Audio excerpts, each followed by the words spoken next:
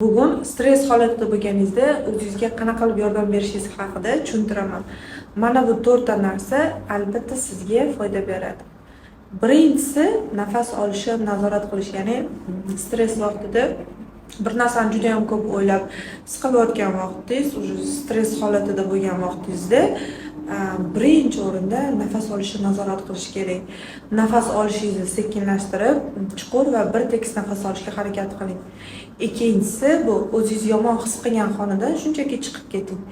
Ko'proq tabiat qo'ynida taningizni tinchlanishiga yordam bering. Uchinchisi bu albatta musiqa, ya'ni qo'shiq. O'zingiz yaxshi ko'rgan, kayfiyatingizni ko'taradigan qo'shiqlar tinglashga harakat qiling. Va nihoyat to'rtinchisi bu sport, ya'ni jismoniy mashqlar. Jismoniy mashqlar har doim sizni tinchlanishingizga yordam beradi. Mana shu 4 ta narsa sizni stress holatidan olib chiqishga juda ham katta foyda beradi.